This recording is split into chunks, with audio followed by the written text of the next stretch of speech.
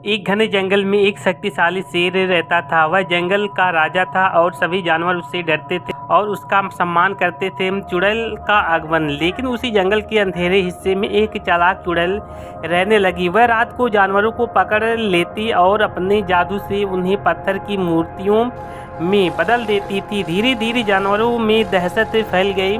जानवरों की गुहार। सभी जानवर शेर के पास आए और बोले, राजा साहब, यह चुड़ैल हमें खा जाएंगी।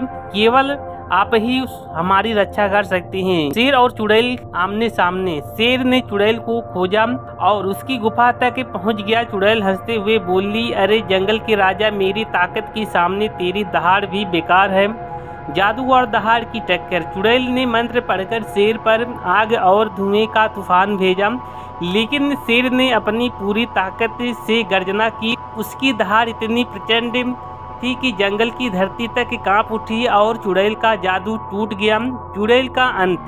शेर ने झपट कर चुड़ैल को पकड़ लिया। चुड़ैल डर गई और बोली, मुझे छोड़ दो, मैं फिर किसी जानवर को नुकसान नहीं पहुंचाऊंगी। शेर ने कहा, अगर तुम सच में सुधरना चाहती हो तो जंगल छोड़कर हमेशा के लिए चली जाओ। डरी हुई चुड़ैल राख बनकर हवा में उड़ी गई।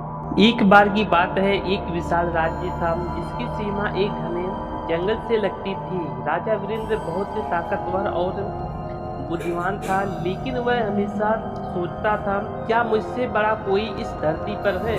जंगल में एक शेर रहता था, सिंहराज। वह जंगल का राजा था। सभी जानवर उससे डरते थे। एक दिन शेर ने सुना, पास के राज्य में एक मनुष्य खुद को राजा कहता है। उसने सोचा, राजा तो मैं हूँ, ये मनुष्य कैसा राजा हो सकता है। एक दिन शेर और राजा आमने सामने आ गए। शेर ने दहाड़ लगाई, मैं जंगल का राजा हूँ, तू कौन है। राजा मुस्कुराया, मैं मनुष्यों का राजा हूँ, मैं तलवार से शासन करता हूँ, तू दहाड़ से।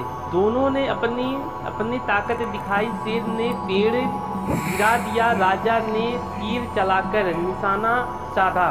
फिर राजा ने कहा, राजा वही जो अपने लोगों की रक्षा करे, उन्हें मारे नहीं। शेर ने सोचा, सही कहा, मैं डर से राज करता हूँ और यह प्रेम से। राजा की असली ताकत उसकी करुणा है, न कि उसका बल। शेर ने सिर झुका लिया और बोला, मनुष्य तू सच्चा राजा है, मैं जंगल की रक्षा करूँगा, लेकिन अब बिना हिंसा के। राजा ने कहा, और मैं जंगल की देखभाल करूंगा ताकि तेरा घर सुरक्षित रहे। उस दिन के बाद से राजा और शेर दोनों ने मिलकर जंगल और राज्य की रक्षा की। राजा समझ गया, सच्चा राजा वो नहीं जो डर फैलाए, बल्कि वो है जो सबको सुरक्षित रखे। तो भाई कहानी कैसी लगी? अच्छी लगी तो लाइक शेयर जरूर करना। जय हिंद।